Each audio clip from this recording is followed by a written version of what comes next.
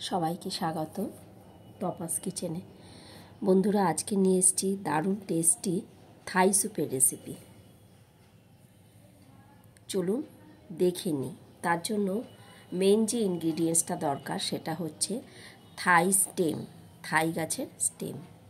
তো আমি আমার বাড়িতেই দুটো থাই গাছ লাগিয়েছি, অনলাইনে ওটা এনেছি আমি। তার থেকে একটা স্টেম আমি কেটে নিচ্ছি। স্টেমের সঙ্গে পাতারও কিন্তু দারুণ ফ্লেভার হয়। তো একটা স্টেম দিলেই আমার হয়ে যাবে, সেই জন্য আমি স্টেমটাকে কেটে নিলাম। এবার এটাকে আমি ছোট ছোট করে টুকরো করে নেব। এবার একটা পাত্রে আমি 3টে ডিমের কুসুম নিয়ে নিয়েছি, তার সাথে red chili sauce, soy sauce আর প্লেন টমেটো সস, এগুলোকে ভালো করে মিশিয়ে নিলাম। তার মধ্যে দিয়ে দিলাম বড় 1 চামচ কর্নফ্লাওয়ার, অল্প করে লবণ, অল্প চিকেন ছোট ছোট পিস করেছি, তার সাথে কিছু চিংড়ি মাছ দিয়ে দিলাম, পাতিলেবুর রস আর রসুন কুচি। এই সব কিছু ভালো করে আবারও মিশিয়ে নিচ্ছি।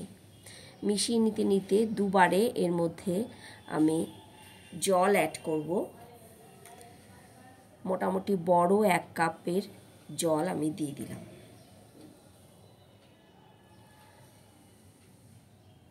জল দিয়ে ভালো রকম মিশিয়ে নেওয়া হয়ে গেলে এর মধ্যে স্টেমটা দিয়ে দিলাম